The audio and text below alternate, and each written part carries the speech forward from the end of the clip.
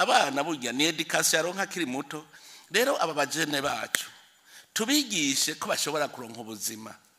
umunsi naja kuraba Jado Mugasekebuye yoroye inkwavu nasanze yoroye inkwavu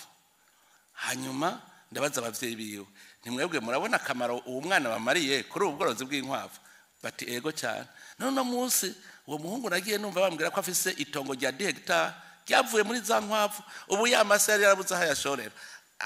aca ayihawe nyene dukreye ibikorwa ujya mu jene yavuze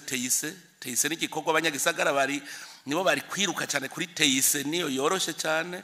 abandi ubu nsigaye mbona bava mu gisagara bakagenda korora ngaho inyuma y'igisagara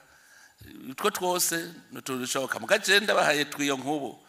genda azi uko aboja hamwe bakavuga bati rijya yarara bavuga ko ari ngorane ngiranda rivyazo umusaruro hajya ubucupa bwa plastike burya abantu bwa plastike sinasanze umuhindi abihingura none harabo murabona biha penalty reka two turabajene tugira ikintu baze baratamwe tuducupa twegeranya dushora twiricira amahera kuko ico dukeneye n'amahera umuntu rero wari we wese yoshobora kuronka igikorwa akora mugabo sindababwiye ngo muce mvuga ko mutazokora akazi ka leta none hokorande ico nari nico cigwa nayo kikoze je nagira nabonye mpembwa amahera make nagira ngende cyane yumvira none burya nije nzi ubwenge je nyene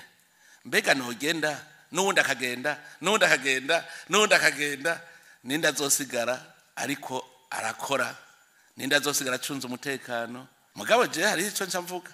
none nk'ubu twese dukora tugatera imbere umwari muri tuzoca tumuhenda tuti ngo hano shahu turaguhemba menshi ubwo buzima bwe kurondera hajya uburonke ngakukuri kuradukorera je ndazi yuko nk'ubu no bazi umwari muyigishije babajene baheruka kugira berekana forme yo gukora icuma nishimwe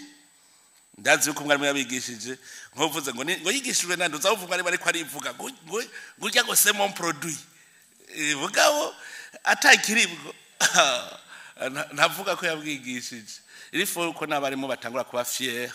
yuko bigishije abahinga kandi abahinga bakora ico gihe bazoca bakora mu kigega haje amahera menshi hagiyo menshi duca tubahemba tuti weguma kukivi ngaho akira ivyo bari guhigamwe ubuzima kizima wa forumye abantu baja gukora ibintu biteza imbere igihugu n'amahera agacaboneka ko abantu bakoze amahera araboneka